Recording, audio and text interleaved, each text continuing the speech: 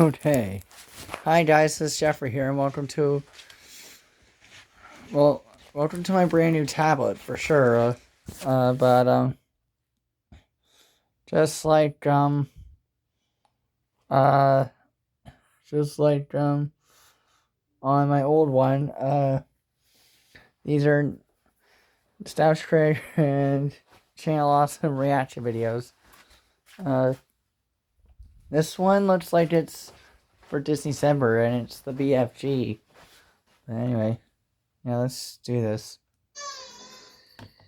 Let's react to this and see Pampers diapers absorb. what he has to say about it.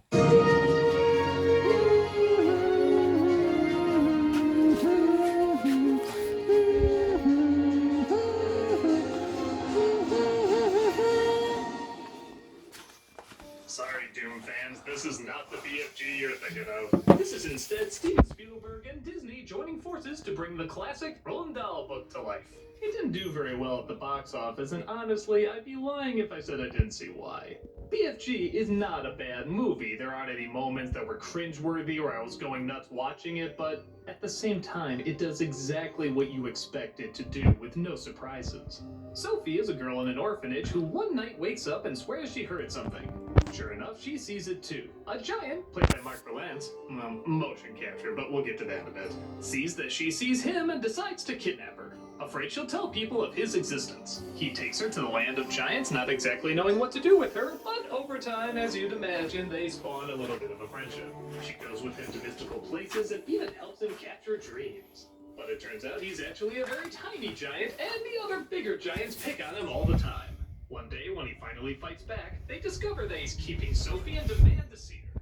When he refuses to hand her over, they decide to go on a kidnapping spree, taking a bunch of children from their homes to the land of the giants. So it's up to Sophie and the big giants to not only stop them, but also alert the queen and her army to do something about it.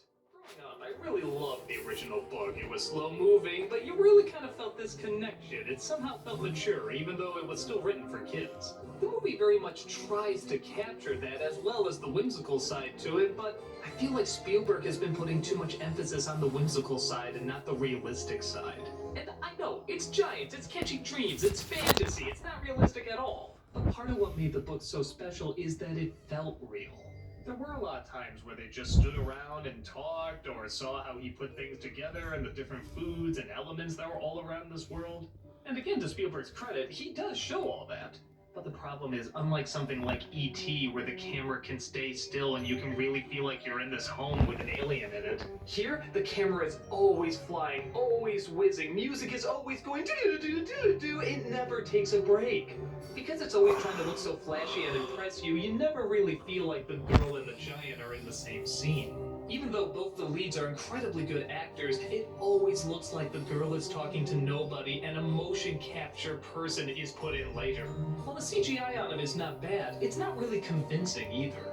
I always think of Game of Thrones and how they did the giant in that show. That was just a guy in makeup, and they just used computers to put him in the same scene. They didn't have to CG everything around him. They didn't have to give him this CG skin. They didn't have to make him look so flat and shiny. Doing that creates another wall of effects we have to look past. It's already one illusion. It's making a normal-sized person look big. But now it's trying to convince you that the CG skin is really there, when clearly it's not. Half the time when he's holding her, the effects don't look that great either. She never quite looks right. She looks like this awkward CG puppet, like something out of Polar Express that's not rendered. Speaking of which, with so much CG in this movie, you gotta wonder, why the hell wasn't it just animated?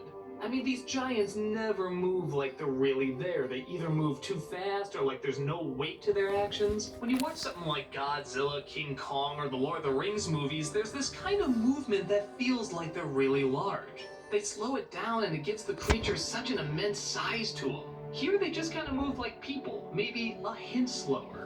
I know that may seem like nitpicking, but it feels like what Spielberg is trying to do is make the moment of this little girl and this giant talking to each other feel really special, but when you don't feel like they're really there in the same scene, it doesn't work. And it doesn't help that the cinematography and the effects Sorry, are I'm really constantly tired, trying to show off. You can have a lot of fancy movement, you can have a lot of fancy music, but when all of them are like that and you don't pace it out, it gets tiring. It's like every scene is trying to be the glowing finger scene from E.T.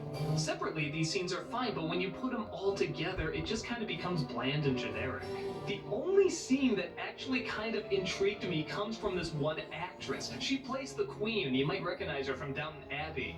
She has to say the most ridiculous dialogue. She has to say that she had a dream that kids were being kidnapped by giants and she believes it's real, and if you look out the window, you'll see a girl and a giant. That's ridiculous, but my God, she sells it. And you want to know why? Because it's not a fancy scene. It's just a person acting and doing a really great job. No special effects, no zooming around, no loud music, just a really good actress acting. Had this movie focused more on that, it could have been something really great like the book. As is, it's just kind of standard. I feel like Spielberg is kind of behind on what makes special family films magical. Pixar films have a lot of movement too, but it also takes a lot of chances. They know how to space it out. On top of that, they have a really good sense of humor that connects with both children and adults. Here we have violent green farting. Yep, there's a whole scene in the royal dining room of people rocket farting into the air. There's no punchline, no character-driven joke, just farting. It's so pedestrian I can't even get insulted by it. It's just dumb. Overall though, like I said, the movie really isn't that bad, just nothing really stands out about it that we haven't seen in a million